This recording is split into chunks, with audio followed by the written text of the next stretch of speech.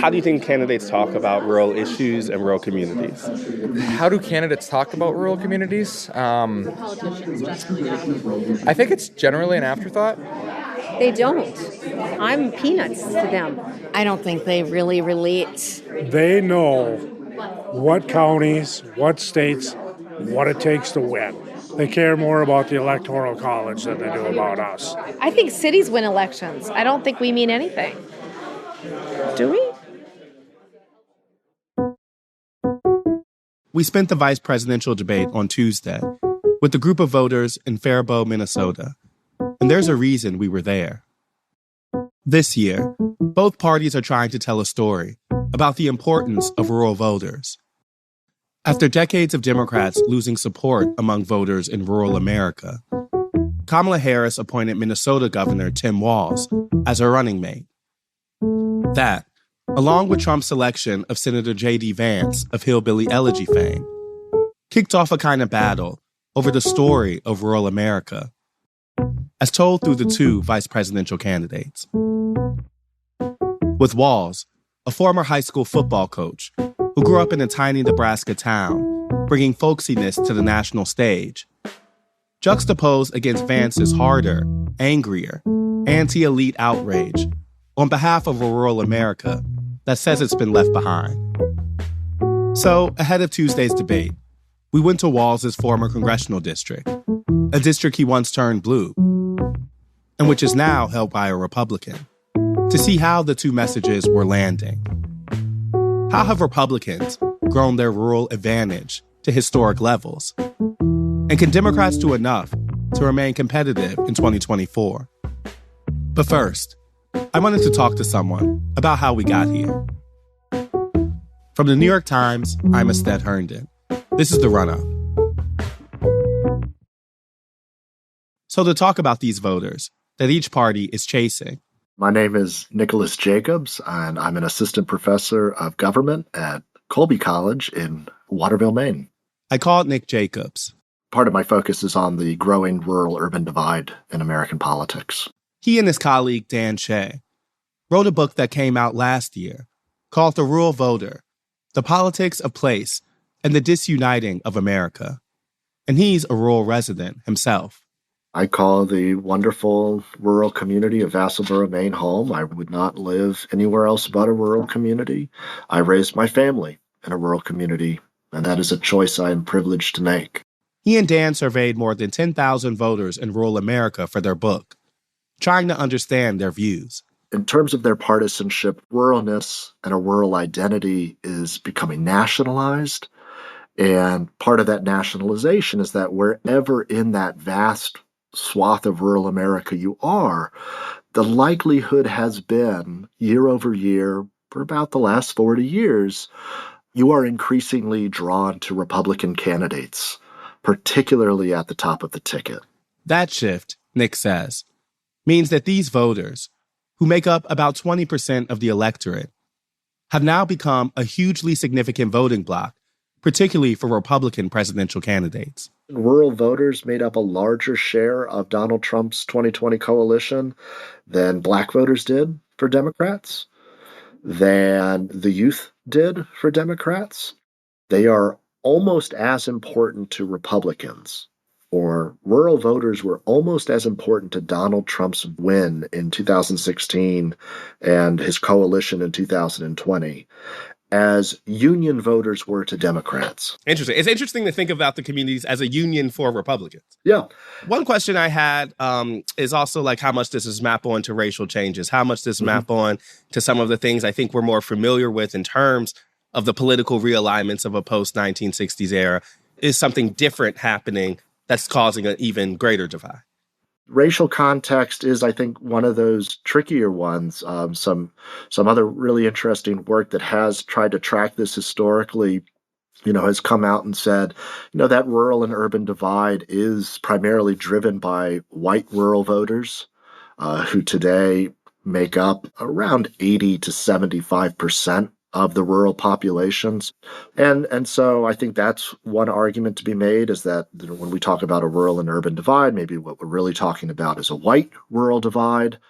And rural voters are a group that increasingly sees ruralness as an identity.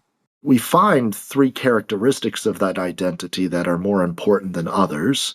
One, it's a different way of thinking about the economy than we often think about. It's much less individualistic, deep concerns about the well-being of my community. There are parts of this rural identity that are inseparable from attitudes towards government, right? To be rural is to feel that government has treated rural communities in a particular way, in a negative way. So there is a grievance that is a part of that identity.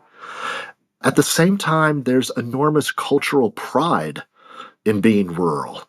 Despite all the talk we hear about rural poverty, and as important as rural poverty is, like when we ask people, would you leave rural America? They say no, because it's a part of themselves and they love living in rural America.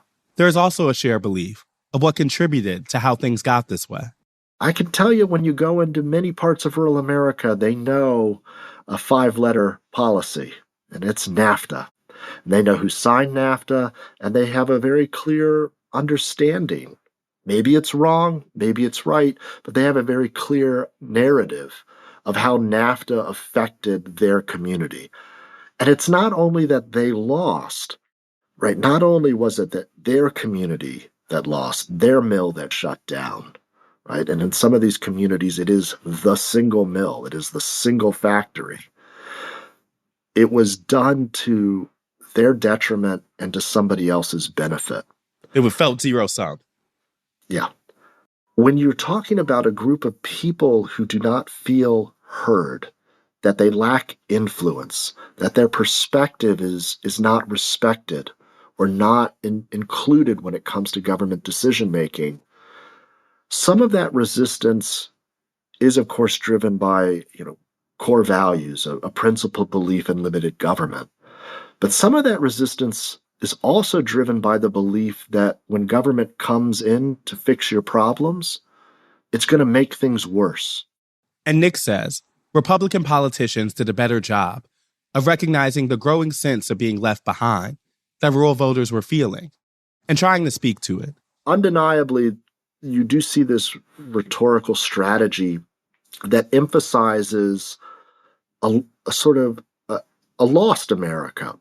Throughout the late 1980s and through the 1990s, there's talk of a real America. Pat Buchanan is on the side of a sort of nascent conservative populism, hell-bent on an America first, with George W. Bush, a Texan who puts on rural airs, right? Bush on the ranch becomes a popular image, doubling down with Sarah Palin as the vice president, with hockey moms in 2008. The party that was country club chamber of commerce elites becomes the party that likes to stylize itself as the throw on your boots, get in the mud, go chop some wood, even if it's not true. And then, of course, came Trump. Nick says Trump did better with these voters than any president ever. 10 to 15 points better than Ronald Reagan. 5 to 10 points better than Franklin Roosevelt. The guy that has done the best in rural America in history makes no pretensions of being rural, right? He doesn't pretend at all. Yeah. In fact, he kind of lays it on thick in the other direction. That's a curious way in which rural identity politics manifests itself, because we often think that the trick to identity politics is to out-identity the other person. He wasn't rural. He didn't pretend to be rural. He didn't lean over to the kid at the rally and say, "You catch a big one lately, son." But he was authentic. And I think that had an appeal among a lot of people that felt like their own way of life was precarious or under assault. And I think that was true in rural parts as it was among the millions of Trump voters in non-rural parts. And what about the Democratic side of the story? So we see that trend in rural partisanship begin to take off for Republicans in 1980. It almost becomes a lost cause midway through the Obama administration.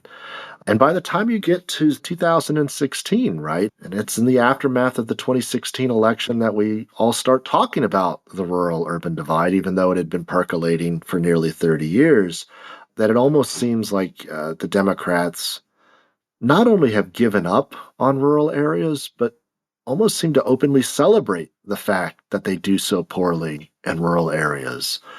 Hillary Clinton, in the aftermath of her loss, goes on a speaking tour and openly celebrates the fact that she won the places that were dynamic, moving ahead. Right. Oh, I forgot about this quote. Yeah. Read urban, and was almost gleeful that she lost the places that were moving behind. That is a mentality that has been and maybe is still alive and well in the Democratic Party. Even after Hillary Clinton said all those things, Chuck Schumer says, every voter lost in Western Pennsylvania, read the rural part of Western Pennsylvania, is 2 voters we're going to pick up in the suburbs. Yeah, theoretically, they could say we're going to lose less voters in Western Pennsylvania, but you're outlining a Democratic Party that's kind of said, we're okay with these losses because we're thinking about something else or because these people are not people we can contort to win. I think there is a mentality that has made up its mind on that question, that these are voters that cannot be won over. They're irrational. They're extremists. They've been radicalized. And boy, that isn't to deny that there isn't the occasional rabble-rouser out here in the countryside, but to just write off 1/5 of the electorate as irredeemable, I don't know if there's another segment of the electorate that we do that with, in all honesty, like a legitimate segment of the electorate. And yet that seemed to be commonplace with thinking about rural voters.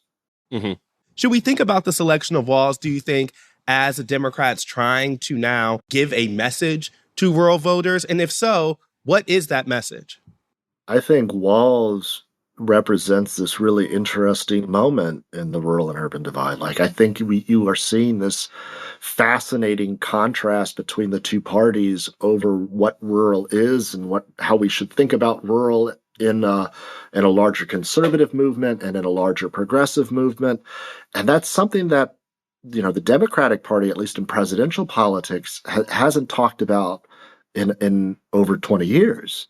And so I don't think we overplay it by thinking about what it means for rural progressivism and the rural Democratic Party. I don't know what was on the mind of the Harris team when they selected Walz. Walz represented a pretty rural district during his time in Congress, and he now is the leader of a state in which ruralness is a deep part of their identity. Walz has not recently done really well in the rural parts of Minnesota. And that on its own wouldn't be unusual. He is a Democrat. We are talking about a rural and urban divide, except that compared to other Democrats in his state, compared to other Democrats that were on the same ticket as him in the same election year, there were Democrats that did really well in the rural parts of Minnesota. Amy Klobuchar wins deep into rural Minnesota, wins those communities that do not choose Walz. I am not denying Walz's rootedness in a rural community, his love for rural communities. I'm simply pointing out the fact that when rural people were given a choice, there were actually other Democrats on the same ticket who they voted yes for, but they didn't vote for Walz. And what do we know about Vance? How has he performed in these communities and among these voters? So with Vance, we turn to rural Ohio, and when you compare Vance's run for Senate, he wins rural Ohio. He doesn't do as well in rural Ohio as Donald Trump does. And part of that is because he was going up against a Democrat, Tim Ryan, who campaigned deeply in rural Ohio, who tapped into this sense of civic pride that rural people feel. And, Ryan doesn't win. Vance does win statewide. A majority of Vance's Senate coalition comes from urban and suburban Ohio. But there was something about Ryan that cut into Vance's could-be rural electorate, a rural electorate that came out for Trump that he didn't do as well in. So neither J.D. Vance nor Tim Walz has been an overwhelming favorite of rural voters in their home states. And Nick thinks there's a larger way in which politicians as a whole are generally failing to capture the full picture of rural voters. And I think you see that in the current presidential race, right? You see these like two competing visions of like what rural should be. Like rural is the pull yourself up from your bootstraps, poverty in Appalachia, you made it on your own, which is given to us by Vance, versus a sort of down home neighborliness, being kind to one another, mind your own damn business, which is being given to us by Walz. And I actually find that most rural people would feel stuck in the middle when given those two options. That, like, to be rural isn't to be boiled down to eating hot dish and wearing a camo hat.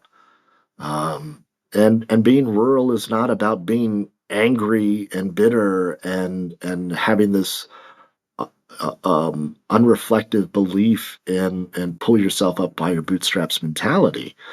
When I think about the values of rural people, and what I find through my research and what other scholars have found throughout your research, is that those two stereotypes, those two images, which dominate our politics, it dominates our media portrayals, it speaks very little to how rural people view themselves. And when you ask rural people, like, do you feel like you're represented in those depictions? Either one, they will say no. And so what's interesting is at the same time that you have these stylized images of ruralness that are being constructed for you, you see these shifts in partisanship, but you don't see any greater satisfaction with how the political system is working. You don't see any leaps and bounds differences in whether or not rural people feel like their vote is going to make a difference. And lost in a lot of this conversation about Donald Trump and the hold he has on rural communities, and lost in a lot of this conversation of the rural voter generally, is that even though we see these sharp partisan divides, that doesn't say anything about satisfaction with the political system. That doesn't say anything about trust in government. Mm-hmm. And the most shocking figures that we discuss in our book are not the ones that show a growing divide in vote share between rural and urban areas, but the growing divide in trust. Not just trust in government, but trust in your average American. I hear that, and I appreciate you kind of going through this with me. Hey, thank you so much. It's a pleasure speaking with you. After the break, my colleague Caitlin and I head to Minnesota to find out how some of these messages are being received in Tim Walz's former congressional district. Hello. Hi. Hi, how are you? Welcome to New York Times. I'm Jennifer. This is Caitlin. I hear you're talking to Caitlin. On Tuesday evening, we joined a viewing party in Faribault, Minnesota, a town of about 25,000 that went for Trump in 2020. A lot of people will be coming in between now and 8 o'clock. So Yeah, they're just going to be coming no, in whenever. That makes sense. We just wanted to get here early. Jennifer, who was hosting the watch party, told us ahead of time that people of all political leanings would be there. So we found some couches and started chatting with people. Hi. How you doing? Good. Ested. Yes, I'm Carl. nice to meet you. This is Caitlin. Caitlin. Nice to meet you. Ann, nice to meet you. Like Ann and Carl Voss. Can you tell me, have you been in Faribault for a while? Are you in this area? We were both born and raised here. Oh, okay. So we're native. They were in their 70s and had owned a flooring company in town. Do you have a party identifying that you identify? Were you Democrats, Republicans? I'm a Democrat. You're a Democrat. Yeah. Lifelong. Yeah. Have you? So I imagine this may not be your first time voting for Tim Walz. That's right. Coming up in November. Absolutely. Have you ever met him before? Have you tell me what you thought. Well, he's just like he is on television. He's a really regular guy, very approachable. I'd say he's even more regular than he is on 10 of it. I mean, when you get to be the vice presidential candidate, you kind of got to pump it up a couple of notches from when you're being the governor in Minnesota. But he's always had that folksy style, and that is who he is. I mean, he's the way he talks, how he articulates things, how he thinks, is just all Minnesotan. I mean, he's stuck with being that. I don't think he's ever going to be able to get out of it. Like, when you see him, do you look at that and you say, hey, like, that's a Minnesotan? Well, I think so. I just like the fact that you feel like you could talk to him. You feel like you might know someone like him. He makes people comfortable, and he's happy to go out and shake hands and greet people. And Yep. One question I have is, Democrats have done worse and worse in rural communities and in smaller communities over the years. And I'm sure that's something that you all probably felt. We're the minority. Yeah. We're the minority here. Yeah, I'm sure the people around you have gone from being more mixed to just being increasingly Republican, too. Can you tell me what that's been like, and what do you think is driving that shift? Well, I think partly it's bad information. I think in our community we have a pretty good number of immigrants, and that's hard for some people because maybe they haven't left the city limits, and so the face of Faribault looks different. But I worry about the rural area because a lot of these folks work in processing, food processing. They also work on dairy farms, and they also work in healthcare and assisted living, senior care. I don't know if people get deported, how they think they're going to have people to work on their farm, people to work in their small towns. But I don't know that some people, they come from a long time of worrying about somebody getting more than they got and being afraid of the other. Yeah. And I don't know how you change that. Yeah. Other Democrats spoke to that same sense of division. Do people talk about politics here? They do. And very polarized. And both sides have very strong feelings. Yeah, tensions are high. The more rural areas around here are Trump land. Yeah. I'm curious, like, why do we think that is? And is there anything they can do to reverse that? Lobotomies. We also met people who were still deciding about November, Estelle, I'm Jane. Yes, Jane, nice to meet you. like Jane Spooner. So are you in Faribault, or are you from around? I'm actually moved to Faribault when I was 6 years old with my family. Okay. She told us what she likes about living there. I think more people are just more approachable. They're more apt to smile at you and say hi. I don't always get that in the metro area. You kind of feel like you're just a number up there. And you kind of get to know people. You see the same cashier at the grocery store, and they kind of get to know who you are. And then you see them someplace else, and they're like, well, how are you today? You know, so it's just like you're kind of seen out of place. You know, like I work for a local greenhouse in the spring, and so I wait on a lot of customers there that I end up, they serve me at another store. So it's just kind of, you have just more of that camaraderie, I think, you know, that more familiarity with people. Can you tell me, like, have you been a Democrat, Republican, Independent? Have you identified with a party throughout your time? I identify as a Republican. What would you say were the issues that made you more identify with Republicans? What was is there a specific thing? thing? You know, I just saw a lot of people taking advantage of a lot of things, you know, just as far as the Democrats, they just seem to be, you know, their social programs and their social programs. I just saw people taking advantage of it a little bit. And I mean, I worked really hard. I was a single mom for a number of years. And they told me my car was 6 months too new, and I made $75 a month too much to qualify even for food stamps. And I had to take a second job, you know. But they told me if I quit my job, I would get this, this, and this. So they made it too easy for me, and I just didn't want to show my kids that was the easy way out. Can we talk more specifically about the last couple years? Did you vote for Trump in 2016 and 2020? I did, yes. And, you know, that's been someone who's shifted the Republican Party a lot, and specifically has grown its appeal in rural communities, small communities. It's kind of a funny match that this kind of New York guy has become such a big figure in these rural communities. I guess one question I had is, like, why do you think that is? You know, sometimes I think people are just away from the career politicians. They're tired of the career politicians. And I'm not saying that Trump is the whole answer. It's just the party in and of itself. I'm really struggling with it. I'm struggling with the rhetoric that's going on within politics today, and I'm really struggling with who to vote for, just because of Trump's demeanor. Sometimes the way that he presents his message, I think, is is where I struggle a little bit. So is there anything that's specifically changed from last election to now to make you more undecided? I think when he came out and just was so upset over the fact that he felt that he won because the voting was rigged. Yeah, and the rigged election stuff. The rigged election thing. And it was just like, I serve as an election judge. So I guess maybe it resonated with me a little bit, and I know the steps that we go through. And I know that I'm looking at a small town, small community, the way that we run our elections. I don't know what goes on in a bigger city.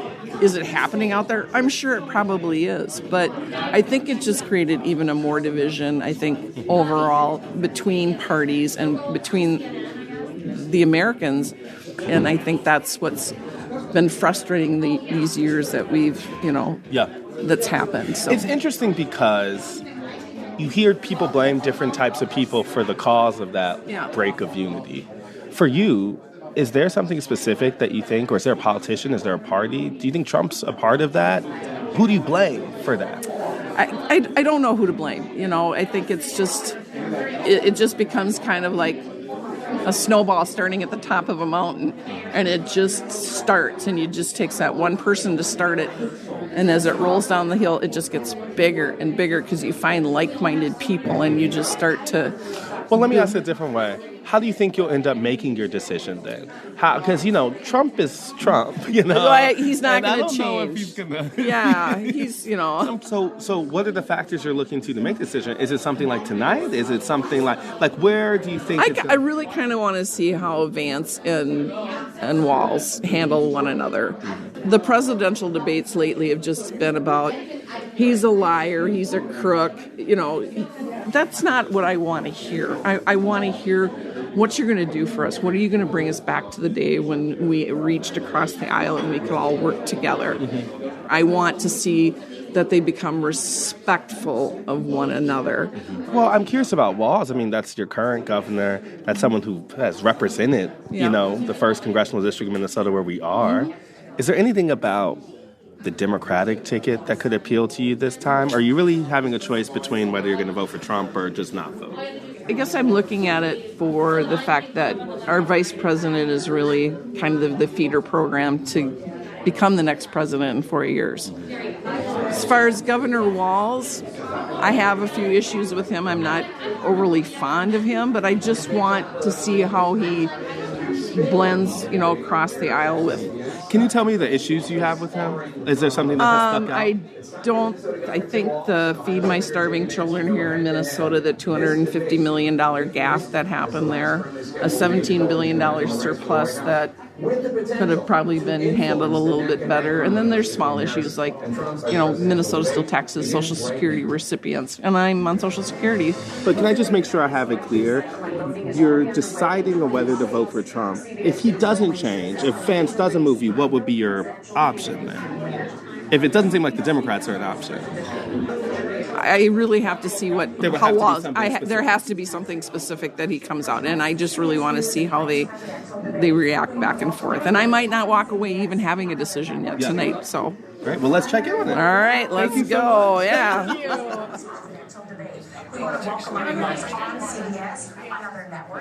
The debate started.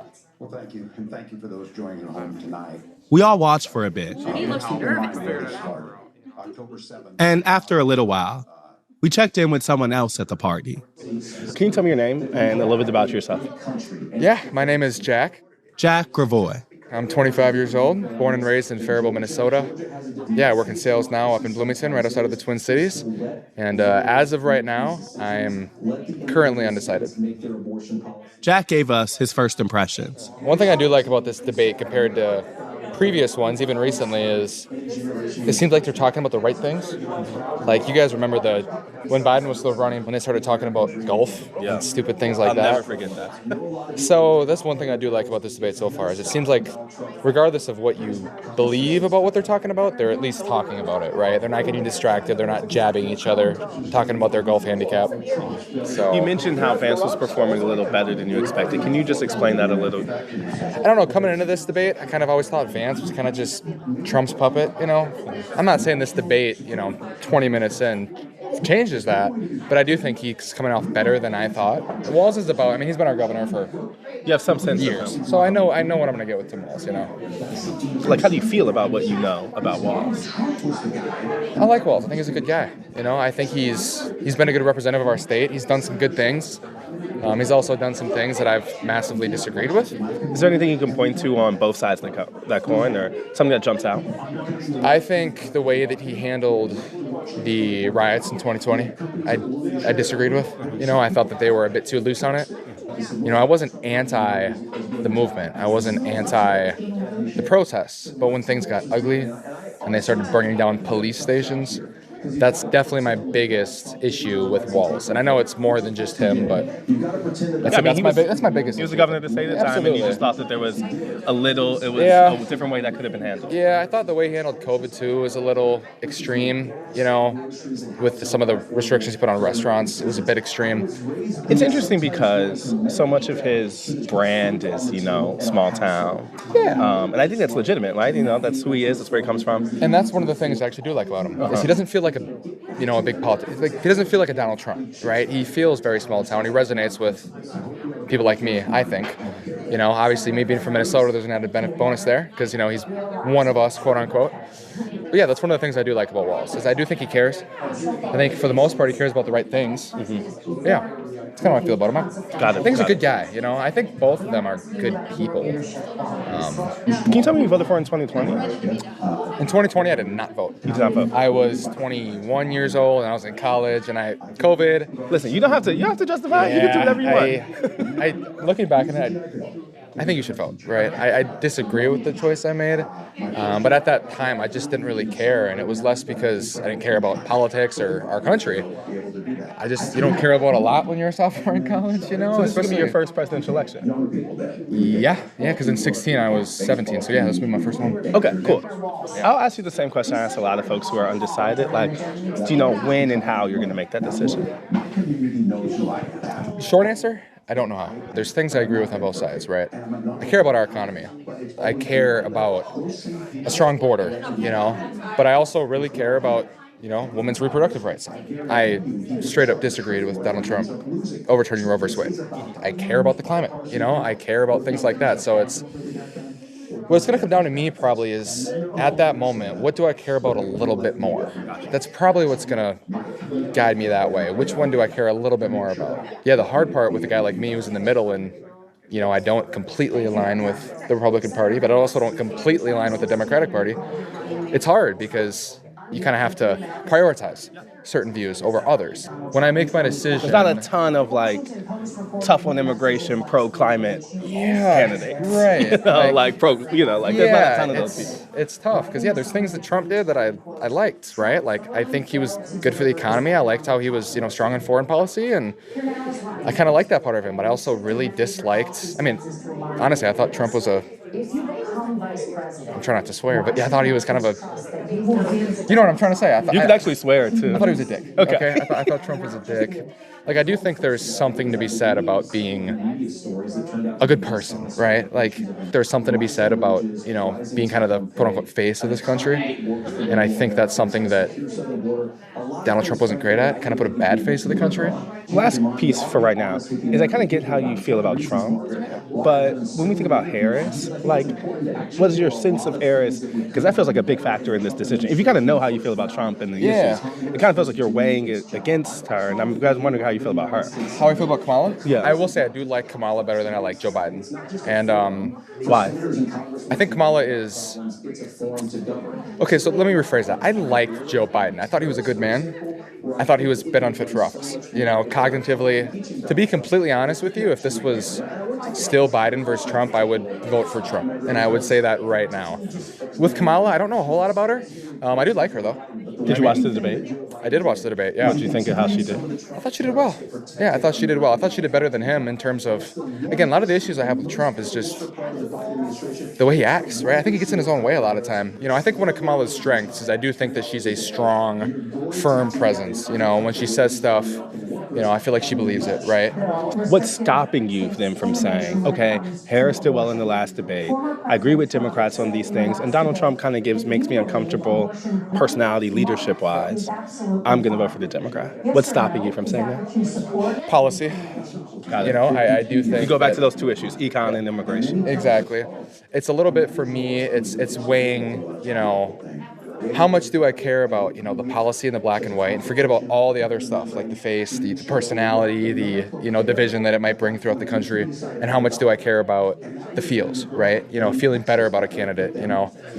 I think that it's also about voting for a change. I think Kamala could be a little bit of an extension of Biden. Not that she won't do things her way and change things, but when you're looking at an incumbent versus someone running, there's that factor of it too. It's like, well, do I like the way things are now currently? And if the answer is an emphatic no, maybe I'd vote for, the person running. Got it. Yeah. Thank you so much. Yeah, absolutely. During the first commercial break, we wanted to get a sense of the larger group sentiment and how the debate was hitting folks. Now me taking over this. I love it. Hey y'all, thanks so much for letting us bother you and talk about some political opinions. If we haven't met you so far, my name's Stead. This is Nathan from the New York Times politics podcast called The Run Up. We're really happy to be here in Faribault. We're just made sure to come here partially because we wanted to be in Tim Walz's old congressional district, and it's been great talking to people individually. We haven't been able to talk to everyone though, so I wanted to ask a kind of couple group questions. Like, is there a moment that stuck out to someone so far? If you could just raise your hand and let me know, we would love to hear it. Not to put anyone on the spot. Yeah, putting everybody on the spot. Well, I just think it was so nice to actually have a classy debate. Mm-hmm. I thought that was refreshing and new, maybe. It does stick out. The tone's much different than the last couple of debates we've seen. Yes. I just appreciate that they're being respectful. Yeah? Yeah, right. Is that most people's big takeaway? Yes. How do you think your governor's doing? Great. I don't know. I just don't think he's coming across. He's always been said that he's such a good debater, and I'm not seeing that. So he seemed real nervous at first. What have you thought about J.D. Vance? It's kind of his big introduction. I think Seems a little articulate. smoother. Oh yeah, very I think articulate. he was articulating his point very well. One question we've been asking people is specifically about smaller towns or rural communities. Obviously, these are two people who have both their political stories start in smaller towns. We're here in Faribault. I'm interested, is there any moment in here that you all have thought, oh, that looks and sounds like us and smaller communities? Or is there things you wish they talked about more that would better highlight that? I would like it if they would address education a little bit more and educate our youth and what we can do for them better. College expenses. Yeah. Right? I wish they would talk about how to help small businesses and the retail economy, retail markets, how post-COVID, there's just everything's shutting down. How do you bring that back? I mean, Walmart has taken over, Amazon has taken over. We need to stop these monopolies and let the creators, the creative people, and the small businesses open up shops again. Stop corporate capture. Yes. Of our government and our people, of our farms, everything. If I could just add one thing. For those of us that are old enough that started paying attention to politics in the 1980s, candidates used to run to their extreme on their base to get the presidential nomination. They got their base, they got their Republicans, they got their Democrats in late summer. And then they would move back to the center by election time to draw in the popular vote. The thing that has now changed in this society, they are still out on the edges. No one's coming back. You asked a question about, is this anybody like us? Not really. They're still so far out there. Yeah. It's not Faribault. Not representing It's just any not. of us. Faribault is middle of the road. Yeah, everybody is. Most yeah, people are a little more in but the yet middle. our voices have been silenced somehow. Right. Some We of have the no issues- voice. We have no voice. Thank you all so much for that. I want to make sure we can listen to some more of it, and then we'll grab some more folks at the end. But we really appreciate you all. Thank you. Thank you. A little later, Let me start off by saying, can you tell me your name? My name is Jana. we connected with Jana Viscomi Reese. And what do you do? I own a restaurant. I own a few buildings downtown. I was on our city council for 8 years. I raised my family here. What's your favorite part about Faribault? I like the people. You know, here people will do things genuinely. because we get caught in the ditches a lot. So somebody's got to push out. So you always want to make sure you don't burn bridges. People here just try to have a good path, create good karma. You mentioned a fact to us earlier that really stuck out, which is that you said that you have voted for every president since you've been 18. Can you just literally take me through when that started and who you voted for? No, I can't. I just know that every time I voted for somebody, they got elected, and it's been Democrat, Republican, Democrat, Republican. Well, let's since work I our was way 18. backwards. So in 2020, you voted for Biden? Did you vote for Biden? I did. And in 2016, did you vote for Trump? I did. And then the 2 times before that, you voted for Obama? I did. Okay. Mm-hmm. And I did Clinton. And, I did Bush. And Bush I did, too? Yeah. Okay. So I really consider myself independent. Yeah. Tell me what led you to vote for Donald Trump in 2016. Because I gave Obama 2 terms to do what I thought he was going to do, which was unite the country, and I felt like he divided it. Unity is not making things worse. Unity is calling it out and having solutions. So creating divisiveness doesn't solve problems; it only brings them to light. Is there something that you point to as a sign of the divisiveness of the Obama era? I just felt it. You just felt it was I getting did, more because I was polarized. called out things that I'd never considered myself to be. Just because I'm Caucasian doesn't mean I'm racist. And so many times people made that assumption. But again, you don't know how I was raised and the people that are in my family. You don't know my background. So to make those assumptions are wrong on your part. Got it. So that leads to Trump in 2016. Yeah. I found Trump maybe being divisive, especially divisive, but he talked about things that nobody else would. Well, before we get there again, Yeah. So you voted for Biden in 2020. I did. Now, you mentioned how this time, though, you feel like the pendulum has swung a lot from 2020 to now. goodness, So now yeah. take me through what has really Biden, changed for you yeah. over the last couple of years. Immigration, the border security. Every day I got somebody asking me for a job here. Every single day. Do not speak English. I feel terrible for them. I can't care for them. But our community was already hit with a great deal. We had a huge flux of refugees into our community. It dropped our medium income. I'm all about caring for people, but tell me how it's going to happen. And that shift, specifically on immigration around here, has been the biggest driver for you? That's one of them, yeah. Okay. And 2, border is the big one, letting folks into this country without a plan, not talking about our debt, creating more. And to me, it's irresponsible on both sides. It's interesting because you sound somewhat like the people we were talking to earlier who kind of express a dissatisfaction with the status quo and said part of their problem with Harris is that she feels like it would just be a continuation of what Biden is doing. Is that what I hear you say? She's had 3-4 years to do whatever it is that she thought was important. Well, what have you done? If I had that position, I was on city council for 8 years. There's a list of things I got done for this community. What has she done? What has she done? And now she's representing us without any election. Nobody picked her. She was picked by them. So again, if I was going to choose somebody, I feel like I would be more involved if we had a process to get there. But we didn't have a process. And we've not really heard much about what's her plan. Mm-hmm. But for you, I'm curious, in the previous times, have you been going through presidential elections? Yeah. Have you been decided this early? Are you? Are you decided? Yeah, now. Yeah. It sounds like you're voting for Trump, absolutely. right? Okay. Yeah, absolutely. So I'm saying... What decided you? My debt, my food costs, my labor costs, her presidential pick, her sidekick coming from my state, and what he's done to my business. So Walz made you less likely to vote for the Harris ticket. Yeah, because now I know what direction we're going. We're even going even more left. Mm-hmm. What happened to being in the middle? Do you worry about the level of divisiveness a Trump administration could bring? Absolutely. Okay. But it's the same thing. No matter who gets elected. But you just don't feel like either way that's coming. You know what? There's a lot of things I think need to be done, and I don't feel like her administration has the ambition to do it. Got it. Okay, the Trump administration, they got nothing to lose. They have, they're not trying to make friends. They're trying to make good decisions. All change is going to create havoc. Somebody's not going to be happy with it. Who's willing to stick their neck out for change? I don't think it's her. You're saying that's the thing you feel most common. Because it's interesting, because I can see you going from party to party, but looking for change each time. I'm looking for a candidate. Mm-hmm. I look for people that I think are strong and that have my values and things that are going to make a difference, I think. I do want to see somebody that's willing to take risks. But if she was going to take risks, she would have done it in the last 3 years. I don't agree with how they handled the abortion I'm a woman. It should be blanketed equally across the United States. So it's the one thing I disagree with that party. So you're talking about with Republicans. You actually do wish that there was things like Roe v. Wade still in place. It should have been on a federal level, blanketing women's rights. Okay, that I agree with. So So I don't fit into a camp very well. No, I like folks like this because it allows us to ask these type of questions.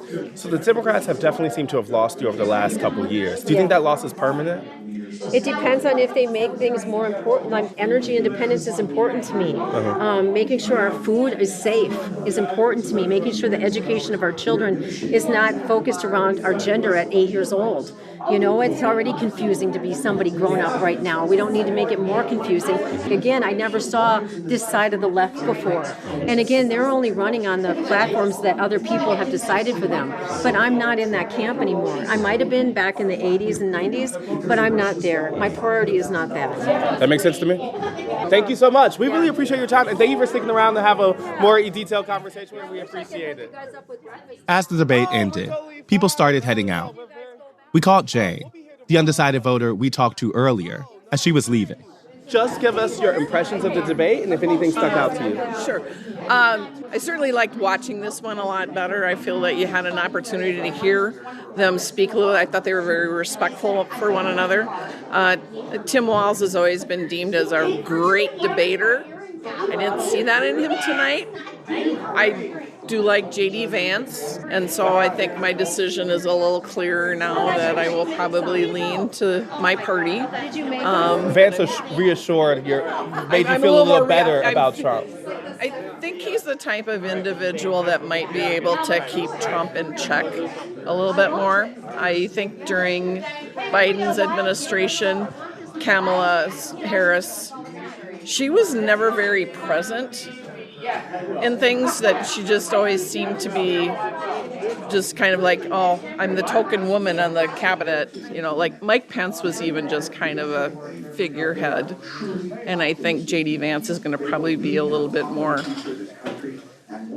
make more appearances and have a little bit more impact on what Trump decides to do and maybe calm him down a little bit. So yeah, it did make my decision a little bit easier tonight. So that's great. Thank you so much. Thank you so much. Yeah. We'll let you go. We really appreciate it. Great to meet you. Have a good night.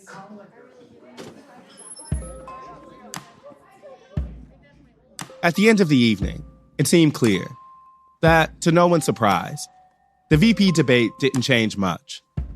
The people who already liked Tim Walz, their governor and former congressman, still liked him and were proud to see him on that stage. And while people had been impressed with Vance, his demeanor and respectful tone, it seemed like the only people moved by his performance were people who are already considering voting for Donald Trump and just needed some extra reassurance. But what was also clear is that Trump, more than Vance, Walz, or Kamala Harris, is still seen as the champion for the rural voter and their interest, despite his origin in New York City or his inconsistent record on things like gun rights and abortion. Because on the biggest issues that matter to this group, like the economy and immigration, Trump spoke most directly to their values, which mattered enough to set any concerns about divisiveness aside.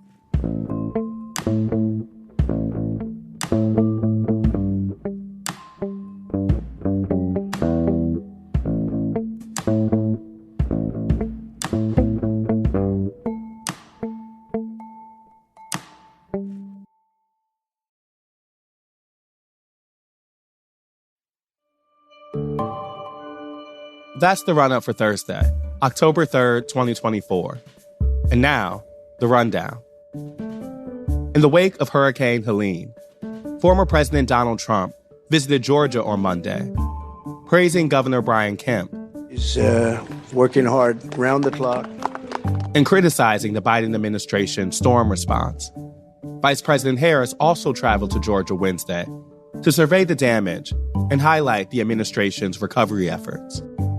Earlier this week, the Harris campaign continued its strategy of focusing on non-traditional media outlets.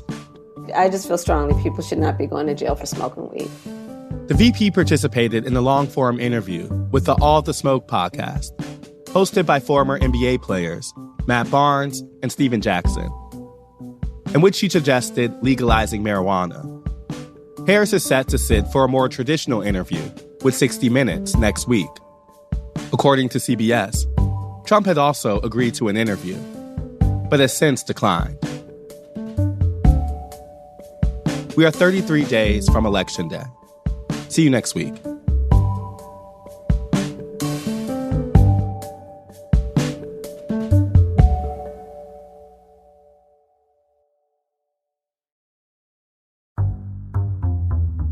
The Run-Up is reported by me, Ested Herndon, and produced by Elisa Gutierrez, Caitlin O'Keefe, and Anna Foley.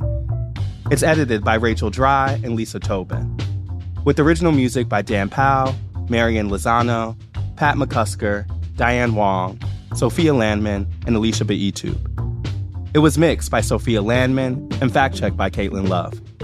Special thanks to Paula Schumann, Sam Dolnick, Larissa Anderson, David Haufinger, Maddie Masiello, Mahima Chablani, Nick Pittman, and Jeffrey Miranda. Do you have questions about the 2024 election? Email us at therunup@nytimes.com. Or better yet, record your question using the voice memo app on your phone, and then send us the file. That email again is therunup@nytimes.com. And finally, if you like the show and want to get updates on latest episodes, follow our feed wherever you get your podcasts. Thanks for listening, y'all.